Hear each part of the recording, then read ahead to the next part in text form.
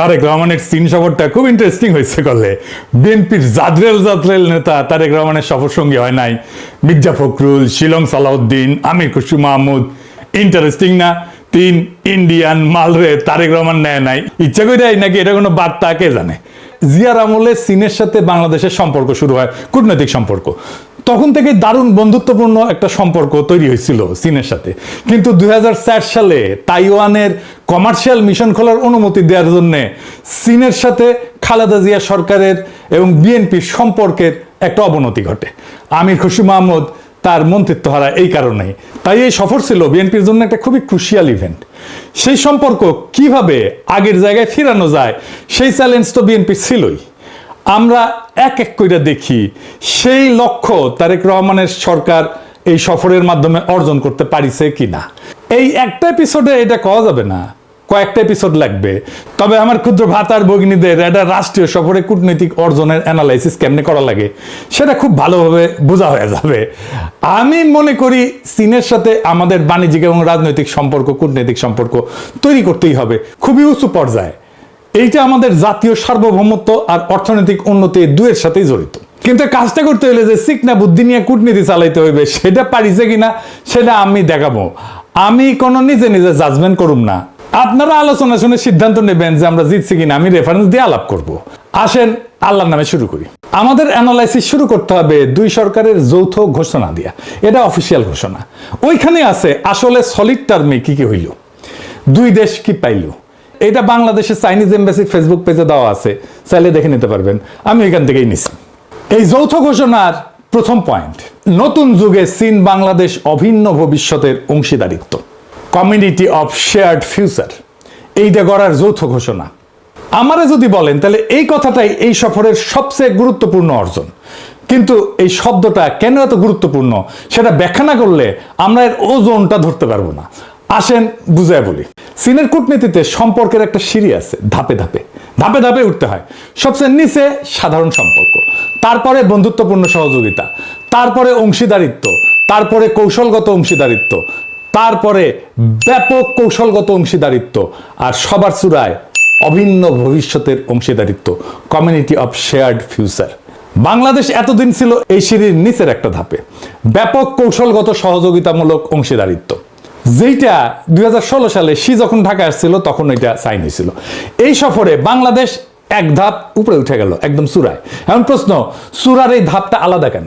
কারণ নিচের ধাপগুলো বোঝায় সম্পর্কের মাত্রা কতটা ঘনিষ্ঠ, কতটা গভীর, কিন্তু চূড়ার ধাপটা বলে দেয় সম্পর্কের প্রকৃতিটা কেমন। অভিন্ন ভবিষ্যৎ মানে শুধু আমরা বন্ধু না, আমরা একই নিয়তির অংশীদার। তোমার ভবিষ্যৎ আর আমার ভবিষ্যৎ একই সুতায় বাঁধা। গ্লোবালি এই অভিন্ন ভবিষ্যতের ঘোষণা চীনের জন্য খুব বিরল না। চীন এটা Laos, Cambodia, Myanmar, Pakistan, Cuba, মধ্য এশিয়ার দেশ অনেকের সাথে এটা করছে। তাই এইটা ইউনিক কোনো সম্মান না, এটা চীনের একটা সম্প্রসারণশীল কাঠামো। কিন্তু নেপাল, শ্রীলঙ্কা, মালদ্বীপ, ভারত, পাকিস্তান, বাংলাদেশ, এদের মধ্যে চীনের সাথে সর্বোচ্চ সম্পর্কের জায়গায় ছিল এতদিন শুধু পাকিস্তান। নেপাল না, শ্রীলঙ্কা না, মালদ্বীপ না, ছিল শুধু পাকিস্তান, চীনের জানের ভাই। আজ বাংলাদেশ সেই তালিকায় দ্বিতীয় নাম হইল। তবে চাইনিজদের এই শব্দের খেলা কিন্তু খুব মজার। আমার পিএইচডির কাজের একটা পার্ট হইতেছে চাইনিজদের এই পলিটিক্যাল কমিউনিকেশনের ভাষা ইন্টারপ্রিট করা। মজা লাগতেছে না? এই শব্দের খেলা থেকে আরো একটা মজার জিনিস দেখাই দিই। এই অভিন্ন ভবিষ্যৎ, এই বন্ধনের মধ্যে আবার কিন্তু স্তর আছে। এইটার মধ্যে আবার স্তর, ডিমের মধ্যে ডিম, মানে পেঁয়াজের খোসা গোলার মতো, এক খোসা খুলবেন আর এক খোসা, আর এক খোসা খুলবেন আর এক খোসা আসবে। অভিন্ন ভবিষ্যৎ ঘোষণা দিয়েও চীন প্রত্যেকটা দেশের সাথে একটা আলাদা বিশেষণ যুক্ত করে দেয়। দেখেন, কম্বোডিয়ার সাথে চীনের বন্ধন হচ্ছে অল ওয়েদার অভিন্ন ভবিষ্যৎ, মানে সব আবহাওয়ায় বন্ধু। লাওসের সাথে হাই কোয়ালিটি, হাই লেভেল অভিন্ন ভবিষ্যৎ, আর পাকিস্তানের সাথে ক্লোজার, ঘনিষ্ঠতর অভিন্ন ভবিষ্যৎ। আর বাংলাদেশের সাথে লেখা শুধু অভিন্ন ভবিষ্যৎ ইন দ্য নিউ এরা, নতুন যুগে। কোনো অল ওয়েদার না, কোনো ক্লোজার না, কোনো হাই কোয়ালিটি না, এটা বিশেষণহীন। A community with a shared future for mankind in the new era. তো এই লেভেলে আছে কোন কোন দেশ? মিশর, Serbia, Solomon Island, Kenya. Bangladesh এখন এই দলে যুক্ত হইল। মামা আমি না ফার্স্ট হয়েছি, আমি সলোমন আইল্যান্ডের সমান জায়গায় গেছি। বাংলাদেশের সমপর্যায়ে মিশর, সার্বিয়া, সোলেমান আইল্যান্ড, কেনিয়া কেউই চীনের এক্সক্লুসিভ শিবিরে না। মিশর আমেরিকার সামরিক মিত্র, উপসাগরীয় অর্থে নির্ভরশীল, একই সাথে ব্রিক্সের সদস্য। সার্বিয়া ইউরোপিয়ান ইউনিয়নের প্রার্থী, ইউরোপের কেন্দ্রে। কেনিয়া পশ্চিমা উন্নয়ন সহযোগী, IMF এর সাথেও আছে, একই সাথে চীনের বড় ঋণ গ্রহীতা। সোলেমান আইল্যান্ড ছোট একটা স্পেসিফিক দ্বীপরাষ্ট্র, অস্ট্রেলিয়ার নিরাপত্তা প্রভাব বলায়। তার মানে এই স্তরটা মতাদর্শিক কোনো ব্লক না। মিশর, সার্বিয়া, কেনিয়া কেউই চীনের শিবিরভুক্ত না, এরা সবাই মাল্টি অ্যালাইড। বাংলাদেশ এই অর্থে তাদের সাথী। তাইলে এই লেভেলে যাইয়া বাংলাদেশের লাভ কি? এক নম্বর লাভ একটা প্রকাশ্য পরিচয় ঘোষণা। চীনের সংজ্ঞা অনুযায়ী এই স্তরে ঢোকার মানে হইলো আপনি চীনের community of shared future for ম্যানকাইন্ডের দর্শনকে স্বীকৃতি দিলেন। এখন আমার ক্ষুদ্র ভ্রাতা আর ভগিনীরা কবে, দাদা এই কমিউনিটি অফ শেয়ার্ড ফিউচার এটার মানে কি? এরা খায় না মাথার দেয়? আক্ষরিক অনুবাদ হইতেছে মানব জাতির অভিন্ন নিয়তির সম্প্রদায়। নামটা শি জিনপিং আনুষ্ঠানিকভাবে চালু করে 2012 থেকে 2013 সাল। আর 2017-তে এটা চীনের সংবিধানে কমিউনিস্ট পার্টির গঠনতন্ত্রে ঢুকে যায়। তার মানে এটা নিছক স্লোগান না, এটা চীনের আনুষ্ঠানিক রাষ্ট্রীয় মতাদর্শ। শি জিনপিং চিন্তাধারার কেন্দ্রীয় এটা স্তম্ভ। দর্শনটা কি? মূল দাবিটা হইতেছে পৃথিবীর সব দেশের নিয়তি পরস্পর সংযুক্ত, তাই একটা অভিন্ন ভবিষ্যৎ থাকতে হবে যেখানে সবার নিরাপত্তা, সবার উন্নয়ন, সবার সমৃদ্ধি ভাগ করা হবে। পারস্পরিক সম্মান, উইন উইন সহযোগিতা, সভ্যতার বৈচিত্র্য, কেউ পিছায় থাকবে না। এর সাথে যুক্ত শির 4টা গ্লোবাল ইনিশিয়েটিভ। কি কি? Global development initiative, GDI, global security initiative, GSI, global civilisational initiative, GCI, আর সাম্প্রতিক গ্লোবাল গভর্নেন্স ইনিশিয়েটিভ। কিন্তু আসল রাজনৈতিক বিষয়বস্তু একটা মোড়কের নিচে, একটা বিকল্প বিশ্ব ব্যবস্থার নকশা, পশ্চিমা উদারনৈতিক আন্তর্জাতিক ব্যবস্থার পাল্টা ব্যবস্থা। পার্থক্যগুলো দেখেন। পশ্চিমা ব্যবস্থা কি বলে? যে সার্বজনীন মূল্যবোধ আছে, মানবাধিকার, গণতন্ত্র, তাই না, যা সব দেশের জন্য প্রযোজ্য। চীনের শেয়ার্ড ফিউচার বলে প্রত্যেকটা সভ্যতার নিজস্ব পথ আছে, কেউ কারো মূল্যবোধ চাপাবে না। শুনতে উদার, কিন্তু এর কার্যকর অর্থ হইতেছে মানবাধিকার বা গণতন্ত্র নিয়ে আমার সমালোচনা করতে আসলে এটা আভ্যন্তরীণ বিষয় হস্তক্ষেপ বলে আমি দাগাই দিব। আমি এর পরের এপিসোডে চীনের পঞ্চনীতি নিয়ে কথা বলবো। শেয়ার্ড ফিউচার হইল পঞ্চনীতির আধুনিক বিশ্বায়িত সংস্করণ। দ্বিতীয়ত, এটা আমেরিকা কেন্দ্রিক বিশ্ব ব্যবস্থার বিকল্প। মাল্টিপোলার ওয়ার্ল্ড, জাতিসংঘ কেন্দ্রিক ব্যবস্থা, এই শব্দগুলা মানে আমেরিকার একক নেতৃত্বের অবসান, আর এমন একটা ব্যবস্থা যেখানে চীনের ভেটো ক্ষমতা আছে এবং প্রভাব আছে, এবং যেটা বড়। অর্থাৎ মানব জাতির অভিন্ন নিয়তি শুনতে সার্বজনীন, কিন্তু কাঠামোগতভাবে এইটা চীনকে কেন্দ্র রেখে একটা ব্যবস্থা। আচ্ছা, আবার আগের আলাপে ফিরে আসি। তো 2 নম্বর সুবিধাটা কি এই জায়গায় ঢোকার, এই স্তরে ঢোকার? প্রতীকী সুবিধা। কূটনীতিতে এই পরিভাষা কোনো কংক্রিট সুবিধা আনে না সরাসরি, কিন্তু চীন প্রতীক দিয়া কাজ করে। যখন চীন বলে তুমি আমার অভিন্ন ভবিষ্যতের অংশীদার, সেটা ভবিষ্যৎ লেনদেনের একটা দরজা খুলে রাখে। বিনিয়োগ, ঋণ, কূটনৈতিক সমর্থন, এটা একটা সম্পর্কের মর্যাদা যা পরে নগদে রূপান্তরিত হইতেও পারে, নাও পারে। 3 নাম্বার কি? আঞ্চলিক বার্তা। এটাই বাংলাদেশের জন্য সবচেয়ে তাৎপর্যপূর্ণ। দক্ষিণ এশিয়ায় এতদিন শুধু পাকিস্তান এই পরিবারে ছিল। বাংলাদেশ যোগ দেওয়া মানে ভারতের ঠিক পূর্ব সীমান্তে আরেকটা দেশ প্রকাশ্যে চীনের পরিচয়ের কক্ষপথে ঢুকে গেল। ভারতের জন্য এটা একটা কৌশলগত উদ্বেগ, আর বাংলাদেশের জন্য এটা একটা লিভারেজ। ভারত পশ্চিম এদের সাথে দর কষাকষি যেতে কইতে পারবে আমার কাছে বিকল্প আছে। এইটা একটা দেখানোর কার্ড থাকলো হাতে। এই পয়েন্টে আমেরিকার প্রতিক্রিয়া কি হইতে পারে সেটা নিয়ে পরের এপিসোডে আমি আলাপ করব। তবে পুরোটাই নির্ভর করবে বাংলাদেশের কূটনৈতিক মুনশিয়ানার উপরে। ভিয়েতনাম আমেরিকার সাথে ঘনিষ্ঠ নিরাপত্তা সম্পর্ক রাখে, আবার একই সাথে বিপুল চীনা বিনিয়োগ টানে, কারণ দুইটাই তার সামলানোর সক্ষমতা আছে। আমাদের আছে কিনা সেটা আমরা দেখব। এইবার আসেন 2 নম্বর পয়েন্টে। 2 নম্বর পয়েন্টে লেখা আছে দ্বিতীয় বিশ্বযুদ্ধের ফলাফল রক্ষা, ফ্যাসিবাদী এবং সামরিকবাদী পুনরুত্থানের বিরোধিতা। এটার মানে কি? এটার মানে খুঁজে বের করতে হবে। মানে না বুঝলে হবে না। শুনে, এটা মানে না বুঝলে এটা ভিতরে না ঢুকলে হবে না। এইটা আসলে চীনের জাপান বিরোধী অবস্থানের ক্ষেত্রে আমাদের সম্মতি নিয়ে নিল। কেমনে? এই শব্দগুলো নিরীহ শোনায়, কিন্তু নিরীহ না। একটু খুলে বলি, কারণ এটা না বুঝলে আপনি বুঝবেন না বাংলাদেশ এখানে কি সই করলো। সামরিকবাদী পুনরুত্থানের বিরোধিতা মানে এই শব্দটা চীনের কূটনীতিতে একটা কোড। কাকে নির্দেশ কইরা?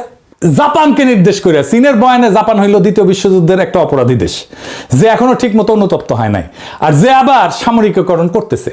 আর যৌথ ঘোষণায়, কায়রো ঘোষণা এবং পচদাম ঘোষণার উল্লেখ আছে। এটা একটা কোড, কারণ চীনের যুক্তি এই দলিলগুলোতেই বলা আছে তাইওয়ান চীনকে ফেরত দিতে হবে, মানে দ্বিতীয় বিশ্বযুদ্ধের ফলাফল রক্ষা, তাইওয়ান চীনের। আর আজকের প্রেক্ষাপটে যুদ্ধোত্তর আন্তর্জাতিক ব্যবস্থা রক্ষা মানে চীনের ভাষা এটার মানে আমেরিকার নেতৃত্বাধীন ব্যবস্থার বিরোধিতা করা, জাতিসংঘ কেন্দ্রিক ব্যবস্থার পক্ষে, যে জাতিসংঘে চীনের ভেটো পাওয়ার আছে। এখন আসল প্রশ্ন, এই জাপান বিরোধী পরোক্ষ আমেরিকা বিরোধী ভাষায় বাংলাদেশ সই করলো কেন? জাপানের সাথে বাংলাদেশের কোনো বিরোধ আছে? নাই তো। উল্টাটা, জাপান 5 দশকের বেশি সময় ধরে বাংলাদেশের বৃহত্তম দ্বিপাক্ষিক উন্নয়ন অংশীদার। স্বাধীনতার পর থেকে $32 বিলিয়ন বেশি সহায়তা দেয়। মাত্রাবাড়ি সমুদ্র বন্দর করতেছে, বাংলাদেশের প্রথম গভীর সমুদ্র বন্দর জাপানি বানাইতেছে। চীন সোনা দিয়ে একটা গভীর সমুদ্র বন্দর বানাইতে চেয়েছিল, ভারত, জাপান আর আমেরিকার বিরোধিতায় সেটা বাতিল হয়ে যায়। আর জাপান মাতারবাড়ির কাজ পায় চীনের বিপরীতে একটা ভূ রাজনৈতিক জয় নিয়ে বাংলাদেশে। তাইলে দাঁড়াইলো কি? যে জাপান বাংলাদেশের সবচেয়ে বড় উন্নয়ন বন্ধু, যে জাপান চীনকে হারায় বাংলাদেশের বন্দর বানাইতেছে, বাংলাদেশ সে জাপানের বিরুদ্ধে চীনের কোডেড ভাষায় সই করে আসলো। এটা বাংলাদেশের চিরাচরিত অবস্থান কিন্তু না। চীনের ভূ রাজনৈতিক বয়ানের ভাষা সে গ্রহণ করলো, যেটা বাংলাদেশ নিজের স্বার্থের বিরুদ্ধে গিয়া গ্রহণ করছে। এইটা বাংলাদেশের তাবর ডিপ্লোম্যাটরা বুঝলো না, নাকি ধূর পটায় দিল চায় না। এখন প্রশ্ন আসতে পারে, এটা সাইন করলে বাংলাদেশে কোনো ক্ষতি হইলেও? বড় কোনো ক্ষতি হয় নাই, আমি এটা আগেই বলে দিই। কারণ বাংলাদেশ জাপানের নাম নিয়ে কিছু বলেনি, এটা সাধারণ ভাষায় সই করছে, যা চীনের স্ট্যান্ডার্ড বয়ানের অংশ। তাহলে বিপদটা কোথায়? বিপদ কি একেবারেই নেই? আছে, বিপদ আছে। বিপদ কি? 3টে জায়গায় বিপদ আছে। 1 নম্বর কূটনৈতিক। টোকিও এই কোডেড ভাষা চিনে, তারা জানে কায়রো, পটসদাম আর সামরিকবাদী পুনরুত্থান এটা কি। এটা চীনের জাপান বিরোধী শব্দ ভান্ডার, চীনের জাপান বিরোধী বয়ান। বাংলাদেশ সেই ভাষায় সই করায় জাপান তো ভুরু কুচকাবেই। কিন্তু জাপান এইটাও জানে এই ভাষা স্ট্যান্ডার্ড চীনা টেমপ্লেট। চীন প্রায় সকল অংশীদারকে এইটাতে সই করায়। তাই জাপান সম্ভবত এটাকে গুরুত্ব না দিয়া প্র্যাকটিক্যাল সম্পর্কতে মনোযোগ দেবে। জাপান বাস্তববাদী, প্রতীকে প্রতিক্রিয়া দেখায় না সহজে। 2 নাম্বার, জাপান কি প্রতিশোধ নেবে এটার জন্য? না, কারণ জাপানেরও বাংলাদেশকে দরকার। জাপানের বাংলাদেশে বড় বিনিয়োগ আছে এবং সেটা চীনকে ব্যালেন্স করার কৌশলের অংশ। জাপান বাংলাদেশকে চীনের দিকে আরো ঠেলে দিতে চাইবে না একটা প্যারাগ্রাফের একটা ভাষার জন্য। কূটনীতিতে যার আপনাকে দরকার সে আপনার ছোটখাটো অসঙ্গতি এটা হজম করে ফেলে। 3 নাম্বার, এখানে কিন্তু আসল বিপদটা বিশ্বাসযোগ্যতার ক্ষয়। নির্দিষ্ট শাস্তি না, বাংলাদেশের আসল কৌশলগত সম্পদ হইল credibility as a balancer. Balance রক্ষা করে চলার যে ক্রেডিবিলিটি, এটা ক্ষতিগ্রস্ত হয়। সবার সঙ্গে কথা বলতে পারার ক্ষমতা, কারো পকেটে না থাকা, এই ধরনের ভাষায় সই করলে সেই ভাবমূর্তি ক্ষয় হয়, এটা দাগ পড়ে, কালো দাগ পড়ে।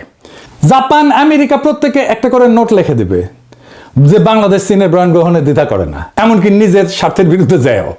একটা যৌথ ঘোষণা বিপর্যয় ঘটায় না, কিন্তু এরকম 10টা সিগন্যাল আসলে বাংলাদেশের নিরপেক্ষ ব্যালেন্সের পরিচয়টা এটা হারায় যাবে। এই কাজটা বাংলাদেশ অনেক করে ফেলছে আগে। আমেরিকার সাথে ট্যারিফ এগ্রিমেন্ট সাইন করছে, ওইখানে আবার চীনের নাম উল্লেখ করে নাই, কিন্তু সরাসরি আছে নন মার্কেট এন্টিটির সাথে কৌশলগত চুক্তি করতে পারবে না, মানে চীনের সাথে। ইরানের প্রধান নেতা নাম মারা গেল, ইরানের বিরুদ্ধে পরদিন বিবৃতি দিল বাংলাদেশ। সব চুক্তি আর সব বিবৃতি যেহেতু ইংরেজিতে লেখা থাকে, তাই বাঙ্গুদের মনে হয় টিকি লিখেছে, সাইন করে দিই। হজ্জা গ্রামে বিচার করছে, একদিন এক লোক এসে নালিশ জানাইলো, লম্বা করে নিজের পক্ষে কথা কইলো। হজ্জা বললো, ঠিকই কইছো তুমি। একটু পরে বিপক্ষের লোক এসে উল্টা কথা বললো, হ্যাঁ, নিজের পক্ষটা বোঝাইলো। হজ্জা ওকেও কইলো, তুমি ঠিকই কইছো। তো পাশে বউ বসেছিল হজ্জা, তো অবাক হয়ে কইলো, এ কেমন কথা? একজন বললো এক কথা, আপনি বললেন সে ঠিক, আর একজন উল্টা কথা বললো, সে আপনি বললেন সেটাও ঠিক, দুইজনে তো ঠিক হইতে পারে না। হজ্জা একটু ভেবে নিয়ে কইলো, তুমিও ঠিক কইছো। পরের এপিসোডে দেখামো এই চীন সফরে আর কি কি ঠিক বলিছে বাংলাদেশ। তবে আমাদের লক্ষ্য হবে বাংলাদেশ যেন কারো পকেটে না ঢুকা নিজের স্বার্থ রক্ষা করতে পারে, সেইখানেই বাংলাদেশের মুক্তি, সেখানে বাংলাদেশের জনগণের মুক্তি। ইনকিলাব জিন্দাবাদ, আজাদি জিন্দাবাদ।